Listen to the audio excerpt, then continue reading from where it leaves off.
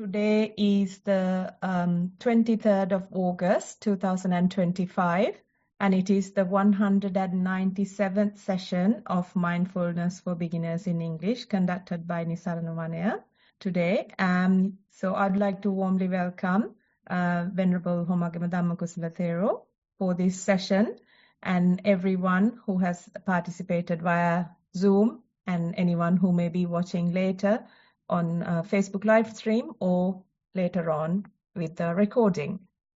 Our program, as usual, will begin with the in-session practice of mindfulness, which will be followed by the talk on today's topic.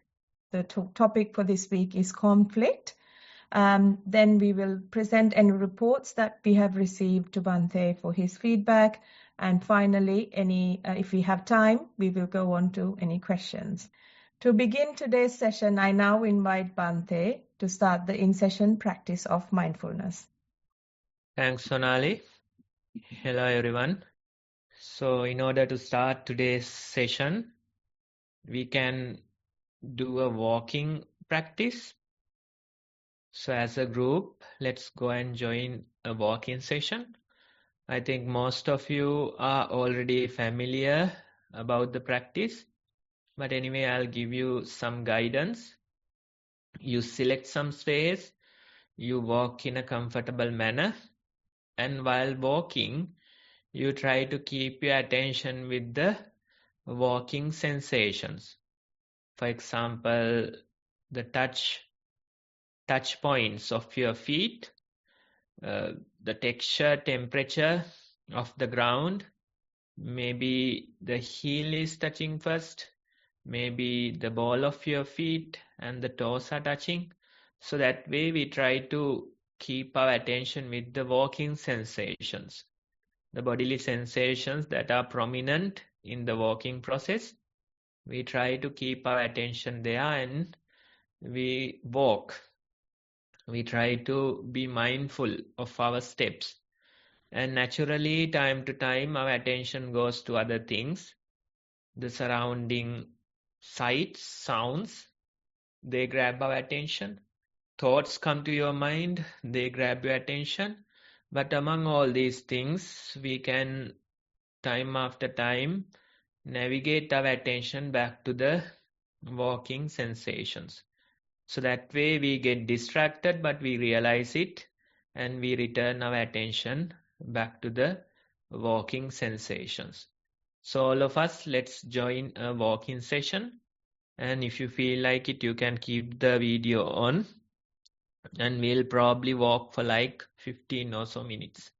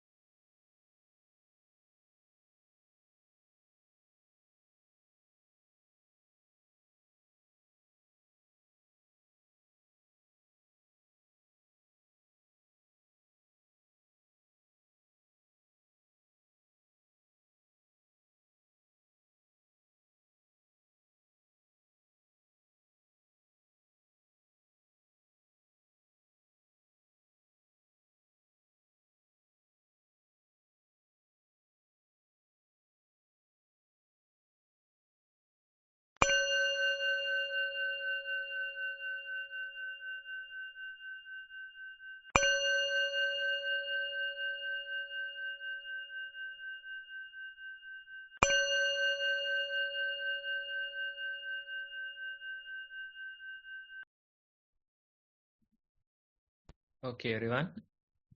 So that was our time to do a walking session today. This is just to give you an idea about the practice, so you can practice on your own. With that, Sonali, you can take over. Thank you, Bhante. So next on the agenda is the talk on today's topic. As you may have seen the poster at the beginning, it is on conflict, and I now invite Abhante to start the talk on today's topic.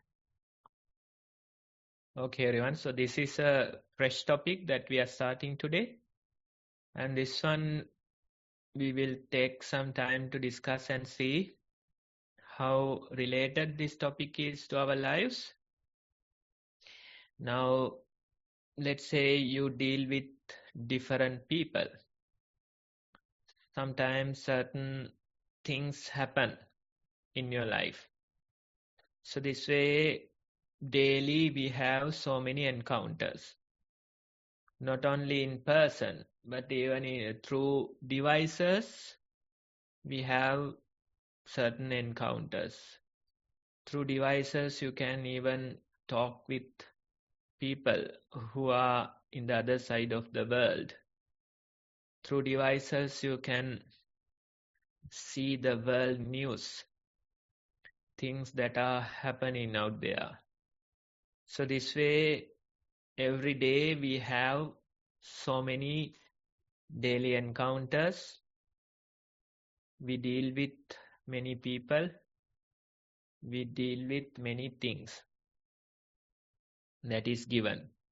That is our lifestyle in this new age. In this lifestyle, sometimes we forget our priorities. We get into certain conflict with people. We get into conflicts with things. And in the process, we might be spending so much of our energy. Now, you get carried away. You don't even know, you are not even aware that you are spending so much energy on a certain person or on a certain incident. That way we get carried away and we might lose our energy on unnecessary things. So that issue is there. And when we talk about the practice of mindfulness, we suggest that as long as you are aware, you should try and be mindful. When it comes to meditation, people think that it's all about sitting posture. You have to go to a secluded environment. You have to go to a monastery. That's how you can meditate. But instead of the word meditation, what we do is we replace that word with the mindfulness or with awareness. When we say mindfulness, it is more practical and you can really try and be mindful throughout the day. That's the very idea of the practice. If you are a beginner here, you might have to start with mindful walking or sitting. Dedicated for mindfulness, and you do the walking, you do the sitting. That way you get to know what mindfulness is. But that's not the end. Instead, you have to try and continue the same practice towards your daily life. Whether you are seated, whether you are walking, whether you are standing, whether you are lying down, whether you are doing some other activity, you can try and be mindful. I know it is not easy, but gradually when you develop your practice, you become better at it. You realize due to the repetitive practice, now you are able to maintain a certain level of attention throughout the day. That is important. Because most of the time, if we are not attentive, if we are not mindful, then we might be wasting our mind's energy. It's like your mind, it has a limited bandwidth. You are given this limited bandwidth, and maybe you can waste that bandwidth due to some unnecessary conflict. For example, let's say you are always on social media trying to fight people on their opinions. Most of those profiles are even not authentic, so they can say outrageous things on social media. Let's say if you spend time trying to correct them, trying to fight their opinions on social media, let's say if you spend couple of hours daily, then you are using your mind's bandwidth for this unnecessary conflict. Not only those couple of hours, maybe you even end up thinking about the same matter throughout the day. That's how our mind works. You give value, priority to something, that will consume most of your mind's energy or bandwidth. So you can see much of the mind's energy is wasted due to this unnecessary conflict, and they are not even known people, they are not even authentic profiles, but still you keep doing it. That would be one modern day example. Then let's say you are in a relationship with some fool, sorry to say fool, but if you are in a relationship with a fool, if they are arguing with you for no reason, if they are arguing with you for each and everything, then that type of a relationship will drain your mind's energy. You can say toxic kind of a relationship. It doesn't matter what you do, your energy is wasted due to that other person's stupidity. And you get to work, you can't do your work properly, you can't pay your attention to that. You attend to some other matters, still you are not able to pay proper attention to that. So you can see your mind's energy or the bandwidth is wasted due to the conflict with this particular person in your life. So that would be another familiar example for most of us. If we have one such person who drains our energy, then no matter what other things you do, due to this person, your mind's capacity or the bandwidth is wasted. So you can see the mind, it has a limited capacity. It has a limited bandwidth.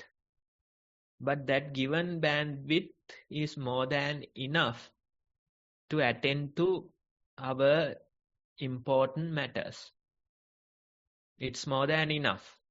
But the problem is that you keep wasting your energy or the mind's bandwidth for unnecessary things. for things that are not useful, for things that won't bring any value to your life. And when you keep wasting your mind's bandwidth with such things, then you realize you can't pay attention to your important things. You can't pay attention to work.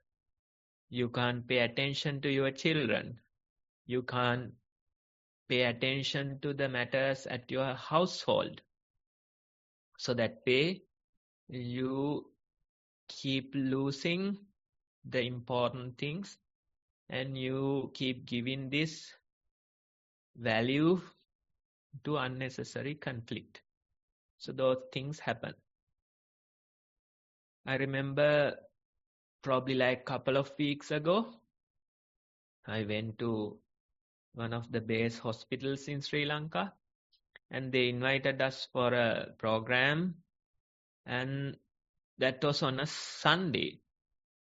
After the OPD hours, they invited us to come and do 3 hours or so kind of a program. Then starting that session, the matron that was there, she was saying, Mante, these people, doctors, nurses in the hospital, about 30 people were there, and they are responsible of people's health.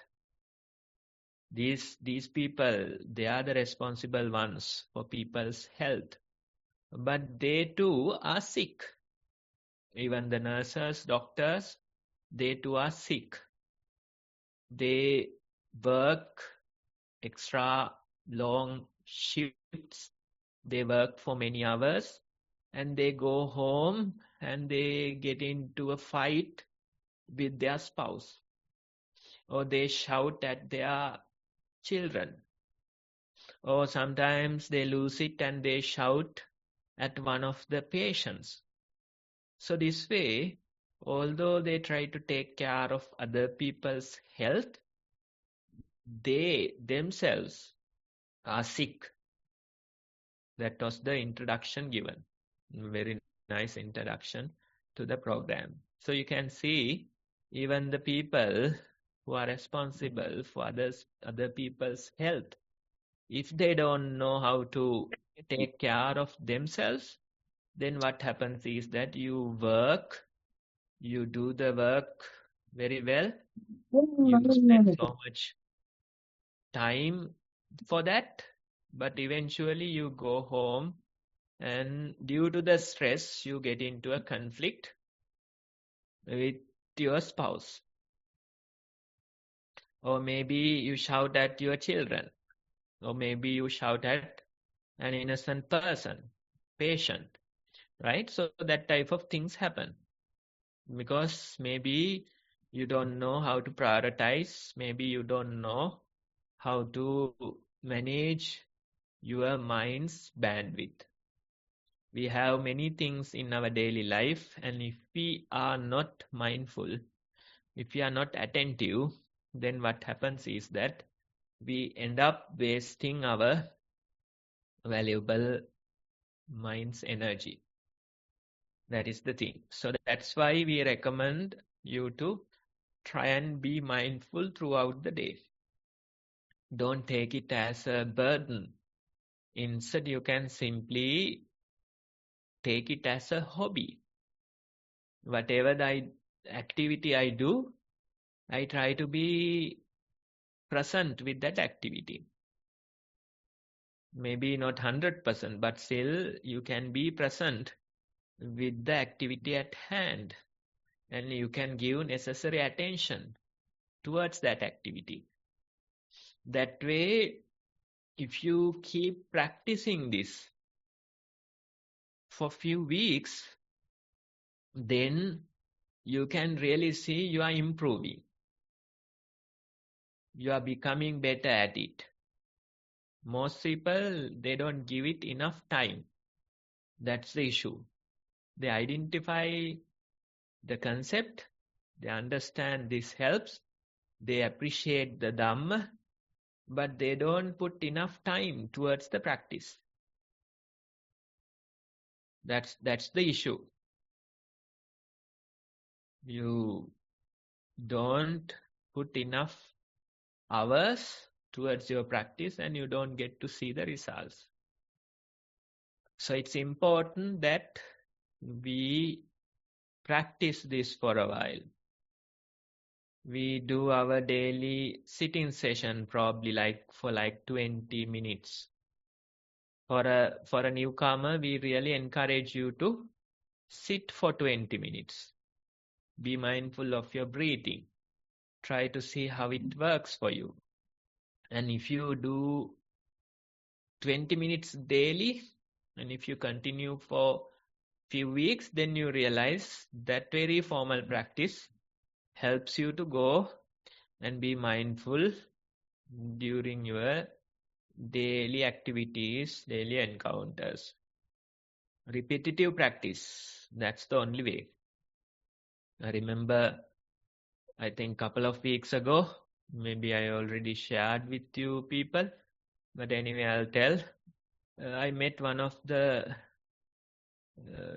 German followers of Buddhism.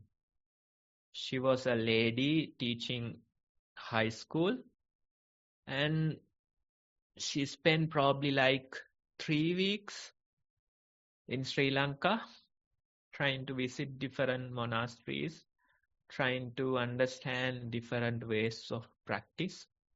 So she has done the whole tour, and on the way towards the airport, she visited Nissarana, and here stayed couple of days. And in the initial discussion, she was saying, Bhante, I have a fairly good understanding about the Buddhism, and I'm faithful towards it. And I visited many places and got an understanding about their ways of practice. That's what she said. So I too gave an introduction about our ways of practice, and although it was appreciative, the mindfulness, without you really practicing, without you really developing, you can't really see the benefits of it. So I suggested her that she teach one of the mindful courses.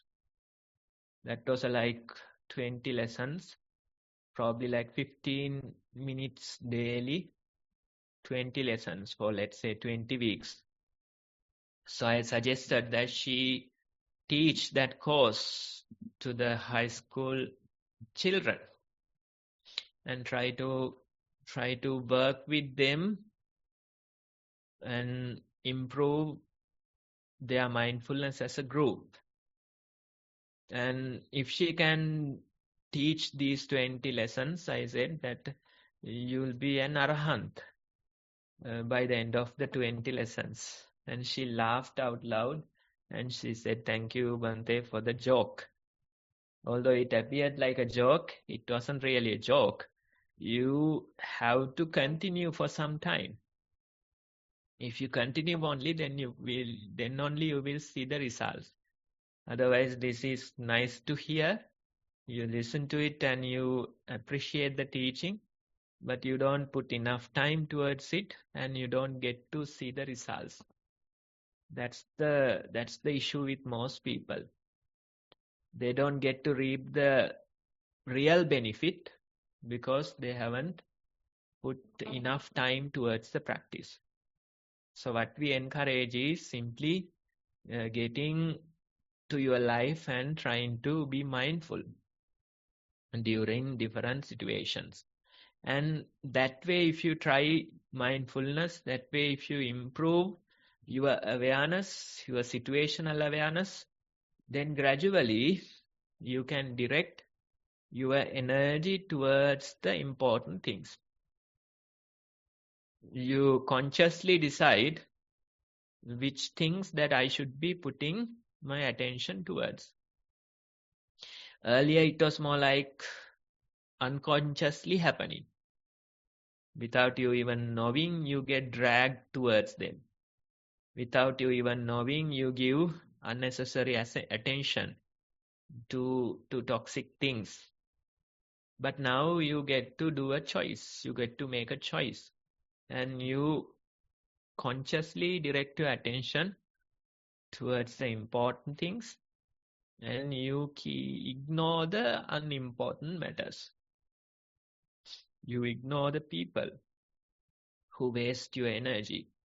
You ignore the incidents that waste your energy.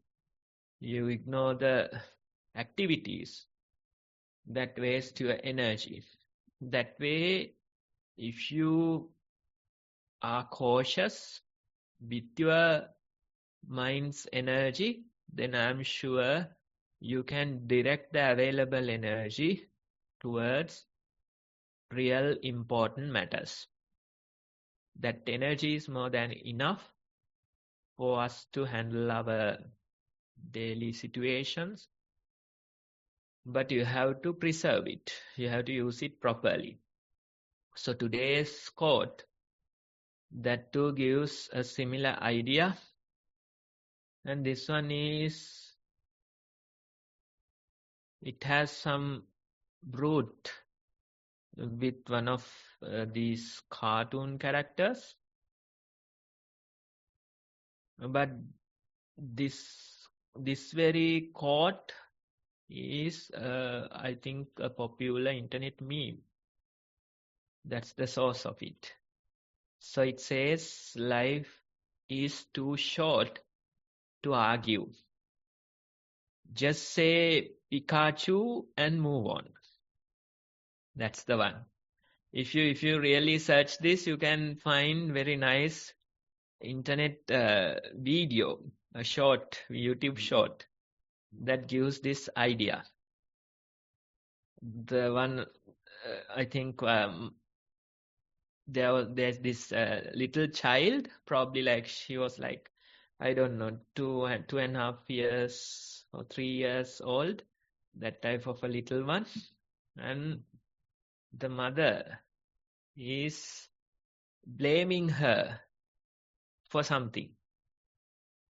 Maybe she got into rain, got wet or something like that. So the mother is blaming a whole lot. This child silently keeps listening to everything. Maybe after 1 minute or so, her face lit up and she said, Pikachu. Pikachu. Then the mother says, no, Pikachu, you have to see what you have done. You have to pay attention to your health, something like that. She continues again. So the only word that child speaks, Pikachu. Pikachu, it's not important. You let go of this unnecessary conflict and you move on. That's the very idea. So Pikachu is a word that will give some kind of a friendly, lovable kind of a letting go kind of idea. It will suggest you to, release or diffuse this tension and simply move on. So we too, like that little child, can use this as a way of dealing with our daily encounters. We simply say Pikachu and we move on. We go on with our daily life. We pay attention to important things and get them done. So that type of a mentality is important. It's like the unnecessary things, you train yourself not to give too much attention to them. It's like meditation. It's like training. It's like mindfulness. You have to keep training yourself. If you try it for a day, then you won't be much successful. But if you try it for a week, then towards the end of that week, you realize you get better at it. And if you try it for a month or so, then you can see you are really becoming better at it. And when you direct your energy properly, then you see that all the necessary areas, let's say your work, important matters like work, family, all those things, you can do them with higher rate of success. You are more attentive towards your family matters. You are more attentive towards your children. You are more attentive towards your work. And you are able to manage them very well. You always had enough energy, but due to these energy losses, you were not able to pay enough attention to things. But now, with the repetitive practice, with the help of the practice, you really can make that change. So that is important. I think this lesson is important. This modern day life. In the ancient times, we didn't have so many things. We didn't have many encounters like this in a day. So they were able to manage their situations without wasting too much of their energy. But nowadays, so many distractions, so many daily encounters, and with them it is not easy. You go outside, you see traveling in a busy street, how many things try to grab your attention. One person, I think, some time back was sharing their experience. That person was going somewhere in a rush, and there was this very nice showroom, and without knowing, that person went into the showroom, spent like 45 minutes shopping, and at the end of the 45 minutes, realized that I was going somewhere. I wanted to go somewhere, and it was an important matter. But something else that's distracted them on the way, and 45 minutes wasted. So there are so many such energy losses in our daily lives. If we are to handle them better, we have to have the attention. Without that, I don't think we can navigate these type of complex situations. And gradually you develop that ability. Gradually you become better at it. And when you are a meditator or when you are a mindful practitioner, you get to understand that there are far greater things than this worldly conflict. Let's say if you are a beginner, all you know is this worldly conflict. That's all you know. But when you get into meditation, gradually you realize, like with practice, you get to see the cessation of this worldly conflict. Let's say like that, worldly conflict. How do we see the cessation of that?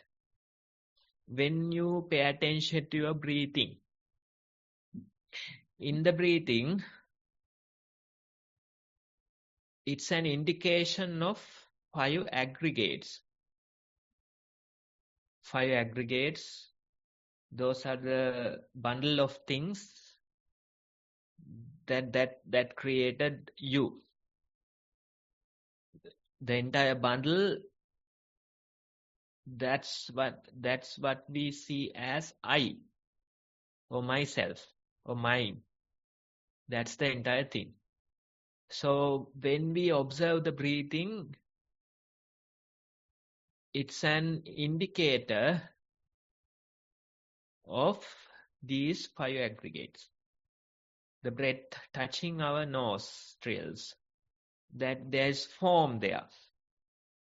And you feel this touch, there's feeling. Then you identify it as breathing or in-breath, out-breath. Perception is there.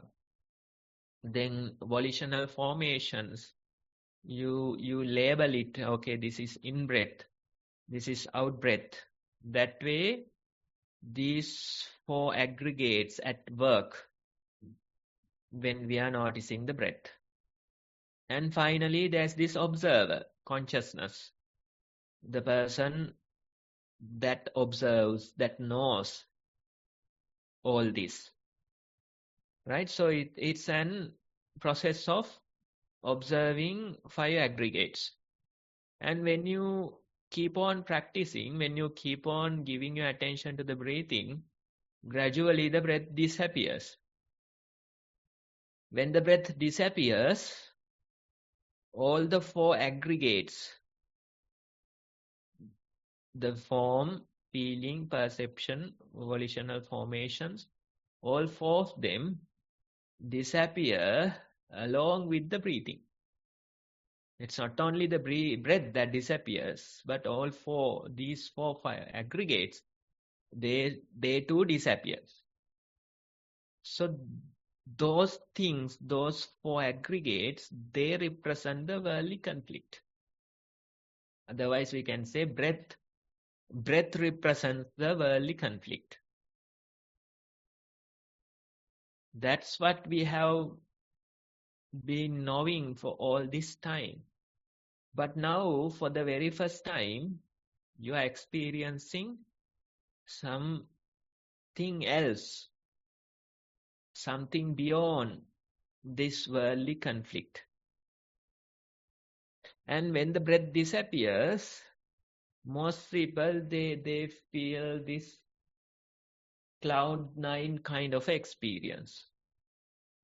Maybe for the very first time in their life, they're experiencing a deeper level of the mind or a deeper level of peace. And all they have been knowing is the worldly conflict. And that very experience could be life-changing kind of experience. Why? For the very first time, you are seeing something beyond the worldly conflict. You are experiencing something beyond the worldly conflict. So it feels heavenly. It feels like cloud nine. And this process takes us towards a totally different dimension. All we have been knowing is the worldly conflict, but now you start to feel or you start to experience some other dimension without conflict. When the breath disappears, the conflict disappears along with that breathing. And that very experience, it's life-changing, it's so deep, and it feels like there's no conflict in this place. True. And some people, they assign this state to God. They say, I became one with God. They say, I became one with Brahman. They say, I became one with universe. All those different terminology is used. But this type of experience, you are experiencing a deeper level of mind, and that experience, it's without conflict. And it is natural that we assign that to God. We say a place without conflict that could only be with God. There was this incident that happened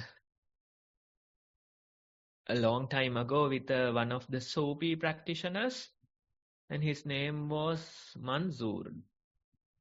And he was in Iran, and he was in Baghdad. And one time in his meditation, these Sufis, they do different kind of meditations. Some of them are like meditative dances, recitation of certain verses, writing poems, all those different type of practices they do. So in his practice, this Sufi practitioner, he has experienced a deeper level of mind, probably a state without conflict, a similar state we feel in our practice when the breath disappears.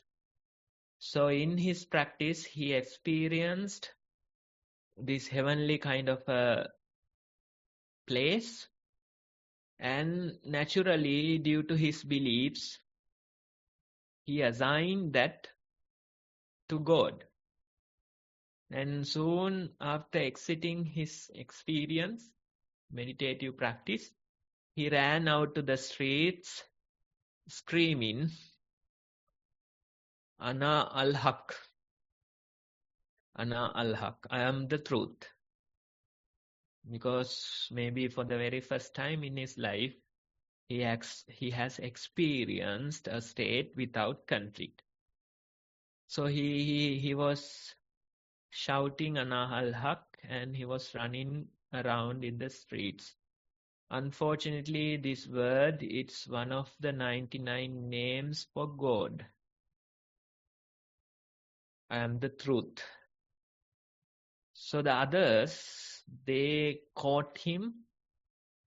They thought that this person is trying to be equal to God, and they hanged him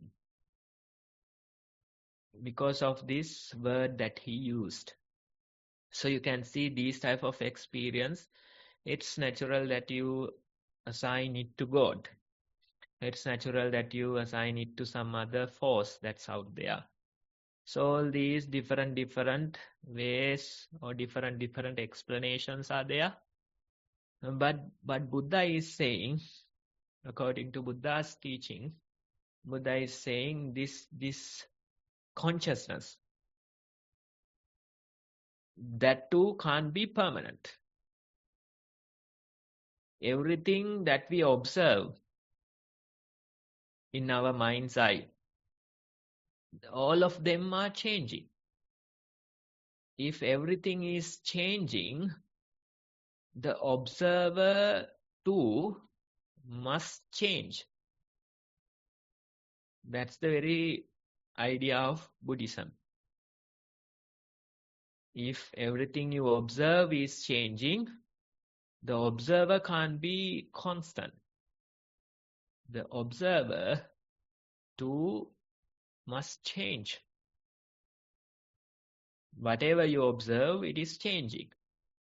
So there can't be this unchanging nature of consciousness. That's the very understanding, that's the very idea. So even this consciousness, it is changing, it is subject to change. And that very belief is important if you are to find real peace. Otherwise, what happens is that you do meditation, you assign it to God, and you think that state is peaceful. You think that state is permanent. But in this practice, you realize even that very deeper state is impermanent, that too subjects to change. That's the very idea. Even the consciousness, it's a stream of consciousness that you see as one. The process is so rapid, you only see a unbroken consciousness. But it's a combination of bits and pieces. It's a combination of a process that is so rapid. So the very idea is, if everything that is observed, if everything is changing, then the observer too is changing. There can't be a permanent observer if everything under inspection is changing. If every observation is changing, the observer must change. That's the very idea.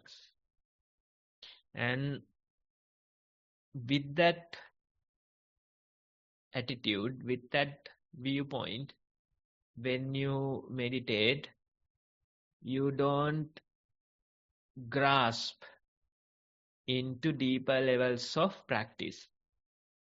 For the most practitioners, what goes wrong is they grasp into deeper levels of practice. They say the worldly level of grasping, craving is bad, but this meditative level of grasping, craving is good. That's the very idea they are saying. And due to that very grasping, they can't really find the real peace. They'll be peaceful temporarily, but eventually they get back into the worldly chaos. That's what happened to the yogis before Buddha. They have purified their minds into great levels, and they thought that that very level was permanent. And due to that, when they were grasping to that level, those deeper levels, gradually they became the worldly. They end up getting into the worldly conflict. So if you grasp into your practice, if you think that a certain level of calm is your destination, then that's not the way of the practice. Instead, you have to realize whatever the purified state that you get in your practice, they too are subject to change. They too are changing. That very acceptance is important. With that acceptance, we try not to grasp into a certain deeper level of the mind. Instead, we let them come and go. When the causes are there, they appear. When the causes are no longer there, such states disappear. With that understanding, we continue our practice. And when you continue that way, you can find the lasting peace. That's the very promise given in this practice. I think that's it for today. Thank you for listening. Thank you, Bhante. We now move on to our next item in the agenda, which is questions. And before that, the reports that we have received to present to Bhante.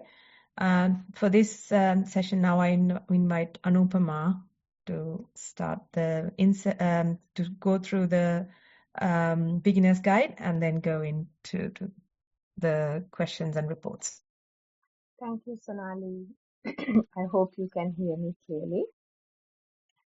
So, as Sonali mentioned, we usually move on to giving a little introduction on how to start your mindfulness practice. Most of you are already familiar with this. This is for the benefit of those who would like instructions or to recap the instructions. As you can see, Sonali has shared a screen with you, which gives the guide in detail. There are a couple of YouTube videos for you all to watch, one on mindful walking and one on mindful sitting. This is certainly helpful in your preparation. In fact, today's mindfulness practice was walking meditation, and Bhante kindly did give instructions on that. So yeah, that's all helpful. Once you watch these videos, we would advise you to allocate a small time daily and start practicing mindfulness in walking and sitting. If you continue this, Anupama, there's someone who had messaged saying they can't hear properly. I of course can hear, but I'm not sure if. I think it's much better. It's much better. Can you hear me now? Yeah. Yeah. Okay. Or maybe I was covering the microphone with my hand. That's possible. You can hear me now, isn't it? Hello, can you hear me now? Yes, Anupama, it's much clearer. Yeah. Sure. Thank you. So once you've watch the videos, go on to practicing mindfulness on a daily basis. Once you have done a total of 2 hours of each practice, we invite you to write a reflection report. As mentioned here, you can do it under certain titles such as mindful walking, mindful sitting, and even mindfulness in day-to-day activities. You can describe how you felt during these activities, describe the posture and prominent sensations felt. For example, when you're walking, the texture of the ground, pressure points on the soles, how the body weight shifted from one leg to another, etc. And similarly with sitting, what prominent sensations you felt, such as pressure points and the incoming outgoing breath at nostrils and the movement of the abdomen. Once the report is done, you can submit it to us via Google form or email. Both information is in front of you on the screen, and also it's in the chat section. You can submit it to us and we will read the reports for you at these sessions for further discussion and advice from Bhante. So that's that with the instructions. We do have a report now, which I will proceed to read.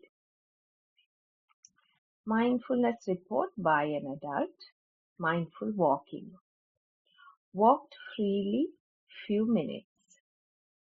Stood at the edge. Anupama, Yes. sorry, I too am having some trouble hearing you. Oh, Bit, let me double check. bit louder would be. Okay, maybe I'll speak louder. Maybe, yes, I'll speak louder, Bhante. Let me know if it is Yes, much better. Yes, thanks. Yeah. I think I increased the volume as well. So I'll proceed to read the report. Mindful walking. Walked freely few times. Stood at the edge and observed posture as a pillar. Started to walk, labeling feet as left and right.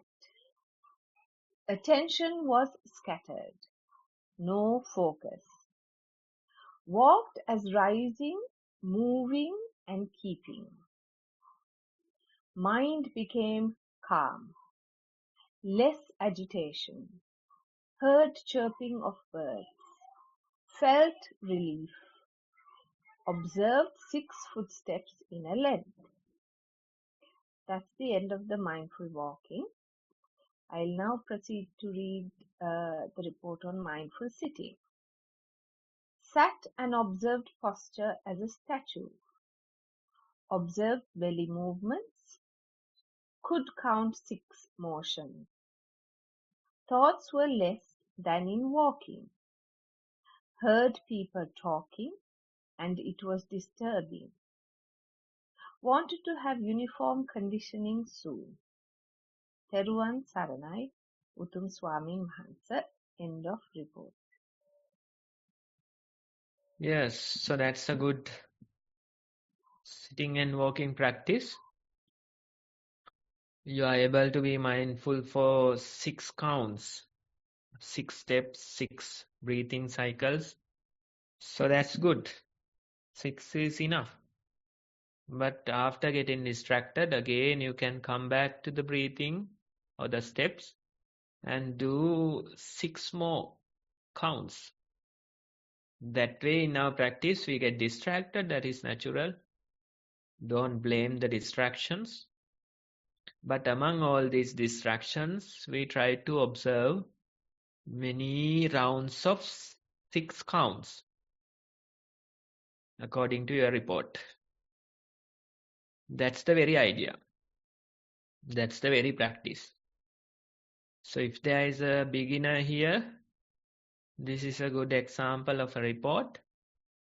You start your practice, you get into it, and you realize how you can observe few breath cycles. You realize how you can observe few steps. That ability you yourself has to develop. Nobody else can do it for you.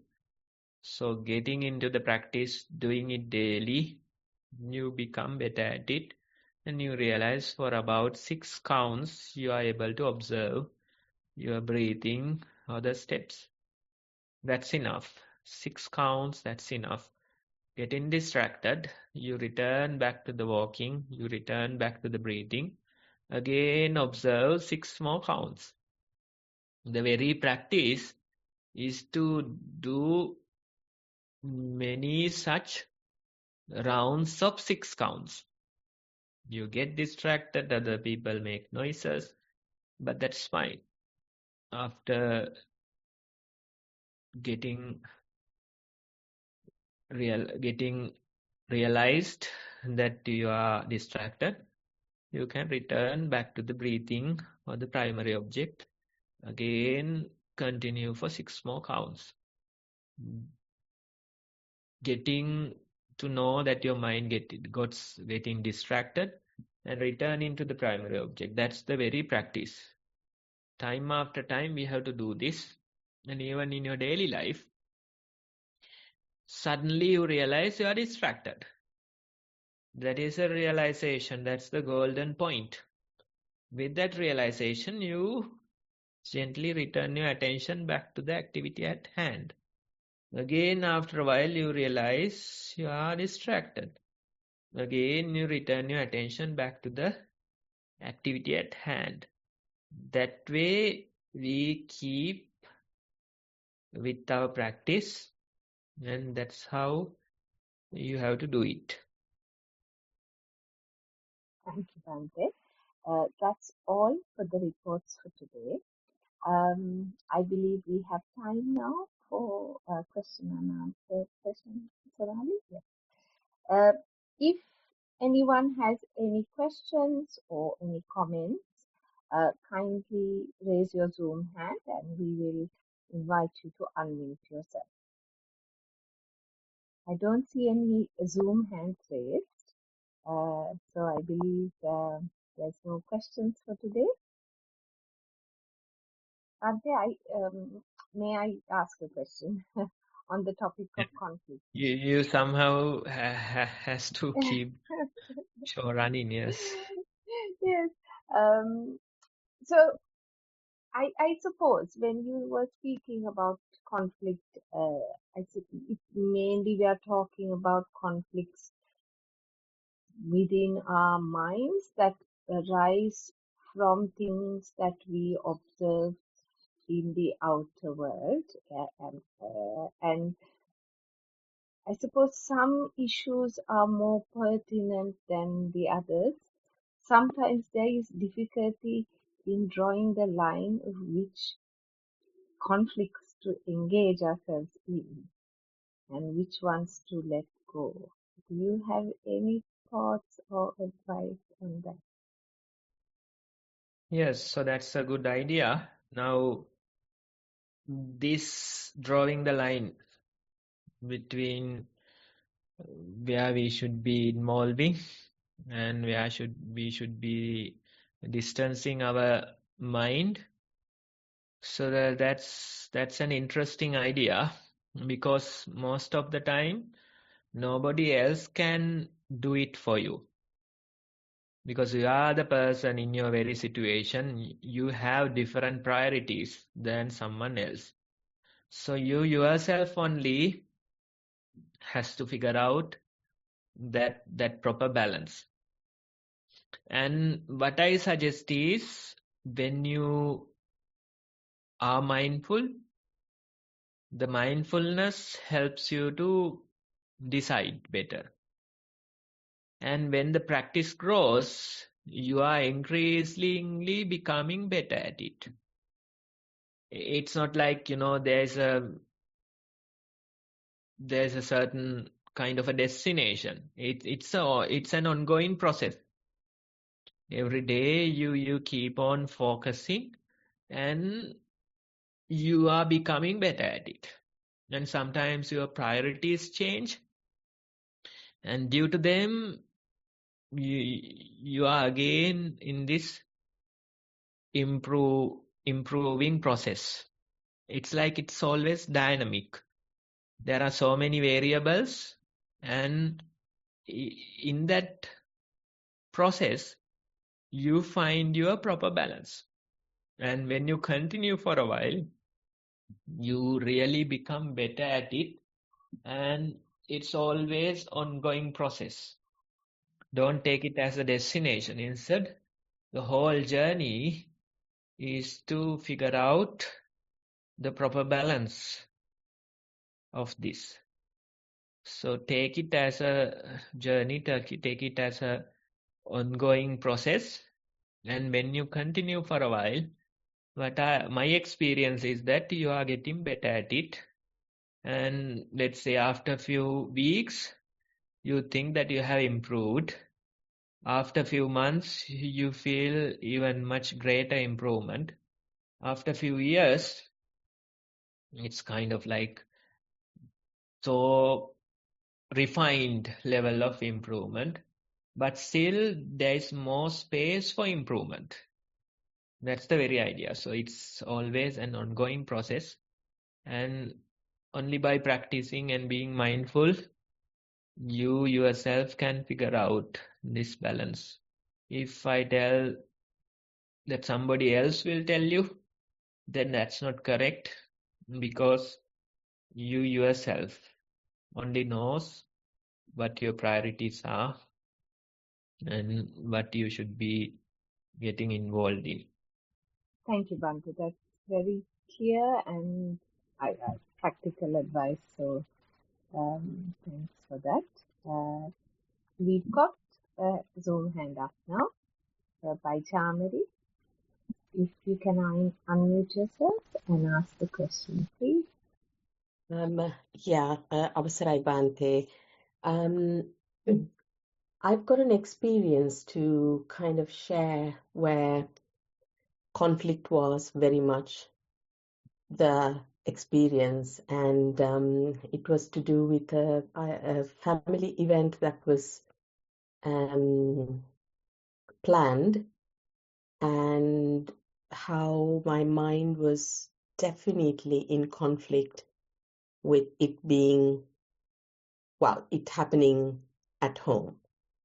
Really wanted it to be somewhere else, maybe in a hall, maybe just, so that conflict, although I knew the mind was in conflict, there was part of the mind that was watching it, and that was so weird, because it's just it was like a big a big body of water just falling, like a what can I say, waterfall. But I couldn't stop it. It was still happening. It was still in conflict, but there was a part that was watching that the mind was in conflict. And towards the end, just had some mindfulness to kind of see, okay, it's not just one person's decision.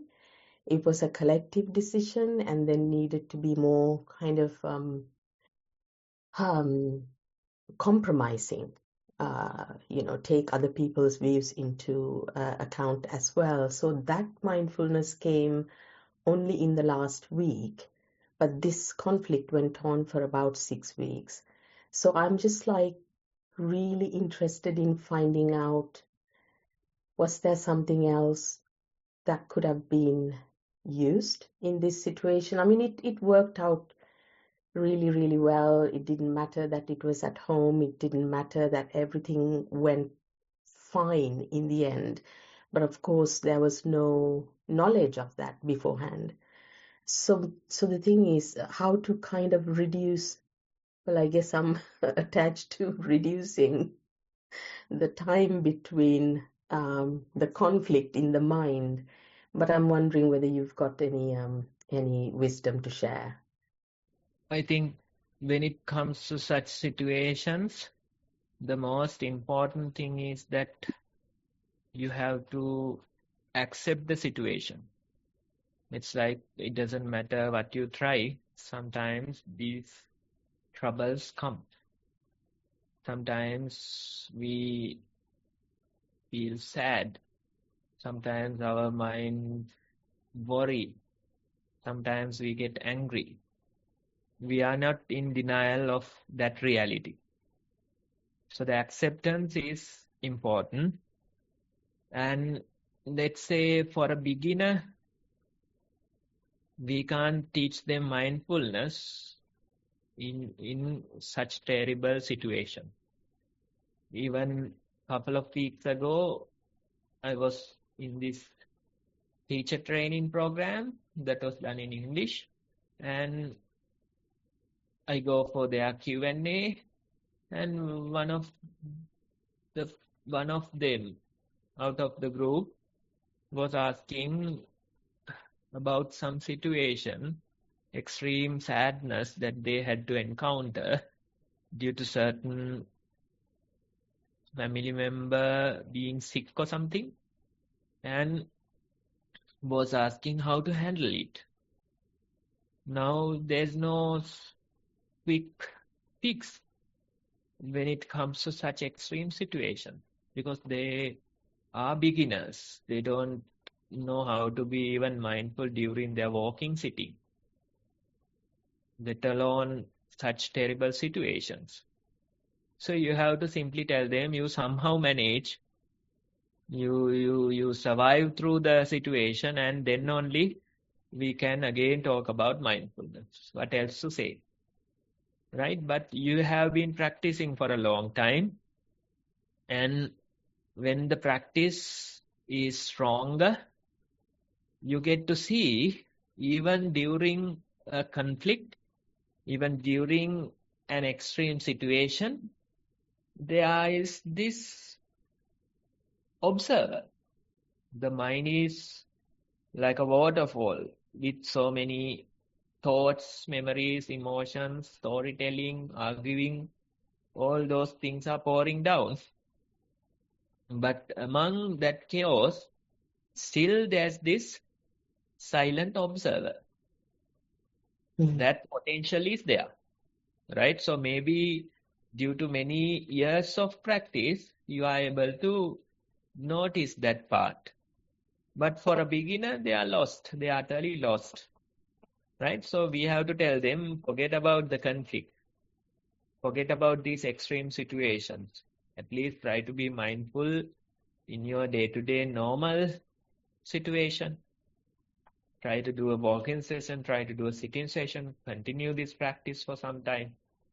That way you have to get into the practice, develop the mindfulness. And when you develop, little by little, you can see how we can approach such conflict, difficult situations with the practice. And your observation is a good one. Although these thoughts, emotions, all the argument, they are pouring down, still there's this part of your mind that observes, that becomes the silent observer. Right? So you can see that potential is there. I'm not saying it is fully developed, but still that potential is there. What you have to do is simply continue, and when you continue, you realize that potential grows. And you don't have to ask for conflict, no. Instead, people will come and they will do this free of charge service, creating conflict in our life. And when such incidents come, that's an opportunity for us to grow. It's always like, learning the hard way. You have to go through them. You come better at the other end. And again, you continue practice. And for the next incident, you are better prepared. So if you go through many such rounds, then I'm sure this very potential can grow, and you'll be able to manage those situations much better. Even in this particular situation, when we hear about your experience, you have won it. You are talking about it in a positive way. So that's a good sign. That shows that many years practice, it helped you and you were able to manage it very well. Next time it would be better. That's what I'm saying. Keep on practicing. And when we go through few rounds of such extremes, then we realize that very thing also you become better at it. You get to accept. That acceptance is important. We are dealing with other people. We are in a complex world. No matter how much we try, still we won't be able to get our way all the time. Things happen, and free of charge, they come and do this service, creating conflict in our lives. So when that happens, we can take it as a part of the practice and see, can I survive through this? And can I be less troubled by it? That ability is growing. So it's a good experience, and you are talking positively about it. Thank you very much, Bhante. It really helped. I think I kind of knew, but I think hearing it from you, it really made sense. So thank you very much. Theruvan Saranai. Yes, what happens is that although it's easier to talk, walking the talk is difficult. Into such an experience for few weeks, few months, it really wears you off, Mhm. right? So what can you do? Then again, we have to, develop our practice, gradually become stronger. And that's the whole path. That's the whole path. And continue and see. Thank you so much, Theruvan Saranai. Thank you, Chamari, for sharing that with us, and thank you, Bhante, for your advice. Just a little reflection from me. I suppose on a daily basis, on all the time, we are experiencing little conflicts or big conflicts, whatever it is. But it's a matter of how we make choices. And I think from the discussion today, it's quite clear how mindfulness can help us on that journey. So thank you very much, everyone, for your contributions. I suppose it's time to wrap up now, isn't it, Sonali? Thank you all.